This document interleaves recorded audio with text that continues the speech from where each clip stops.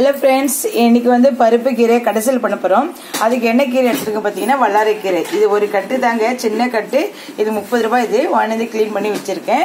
இதை போட்டு தான் இந்த பருப்பு போட்டு நான் கடைசல் பண்ண போகிறேன். வல்லாரை கீரை வந்து நமக்கு பெரியவங்களுக்கு இல்லைங்க, குழந்தைங்க முதல் கொண்டு எல்லாருக்குமே நல்ல ஒரு பயன்படுத்தக்கூடிய ஒரு கீரை. ஏன்னா மூளை வளர்ச்சிக்கு, ஞாபக சக்திக்கு அவ்வளோ அற்புதமாக வேலை செய்யுது.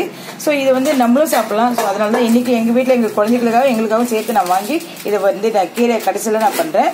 இதுக்கு தேவையான பொருள் தான் எடுத்து வச்சிருக்கேன். பாருங்க, பருப்பு ஆல்ரெடி ஒரு 1.5 கிளாஸ் போட்டு நான் வந்து ஊற வச்சுட்டு திரும்ப குடிக்க தண்ணி ஊற்றிருக்கேன். இதில் வந்து 2 டொமேட்டோ வந்து கட் பண்ணி வச்சிருக்கேன். நல்லா கொஞ்சம் பெரிய பெரிய சைஸாகவே கட் பண்ணிக்கலாம், ஏன்னா நம்ம கடையே தான் போகிறோம். இதுவும் அப்படியே 2 வெங்காயம் கட் பண்ணியிருக்கேன்.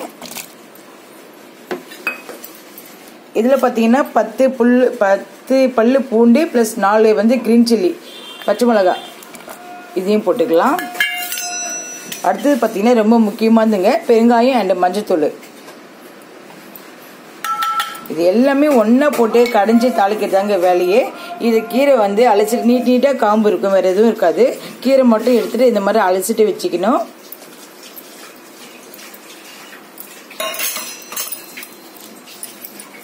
அவ்வளோதாங்க, தண்ணியெல்லாம் ஊற்றியாச்சு. ஸோ இதை பாயில் பண்ணிவிட்டு நம்ம கடைஞ்சிடணும். நம்ம கடைஞ்சிட்டு புளி கொஞ்சம் ஊற்றணும், உப்பு போட்டு கடையிறப்போ. அதுக்கப்புறம் நம்ம தாளிக்கணும். சரி, இப்போ வந்து இது பாயில் ஆகட்டும். ஒரு 4 விசில் வச்சுட்டுங்க. 4 விசில் நல்ல பருப்பு பாயில் ஆகிடுச்சு. கீரை பாருங்க எங்கேயோ போயிடுச்சு. ஸோ இது நம்ம கடைச்சிட்டு இதில் புளி கொஞ்சம் ஊற வச்சுருக்கேன். அந்த தண்ணியை கொஞ்சம் ஆட் பண்ணிட்டு உப்பு போட்டு கடைச்சிட்டு தாளிச்சிடலாம். ரொம்ப ஈஸியாக முடிஞ்சிடும். ஆனால் கீரையுடைய வேல்யூ பார்த்தீங்கன்னா வேறு லெவலில் இருக்கும். ஏன்னா அவ்வளோ நல்லது இது பிரெயினுக்கு. ஸோ இது வந்து நம்ம வீக்கில் ஒரு 2 டைம்ஸ் ஆச்சு நம்ம வந்து சேர்த்துக்கணும்.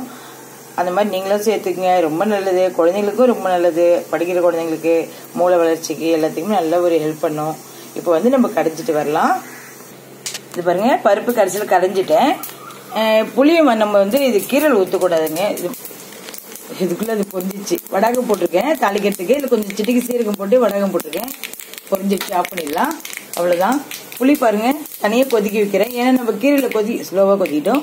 ஏன்னா கீரையில் கொதிக்கக்கூடாது, ஆல்ரெடி கீரை பாயில் ஆயிடுச்சு இல்லையா. ஸோ திரும்பவும் நம்ம கொதிக்க வைக்கக்கூடாது, கசப்புத்தன்மை வந்துடும். ஸோ அதனால தான் தனியாக புளியை கொதிக்க வச்சு இதில் நம்ம ஊற்றிக்கலாம். அதுக்கப்புறம் இந்த வடகம் போட்டு தாளிச்சது அதுவும் ஊற்றிக்கலாம்.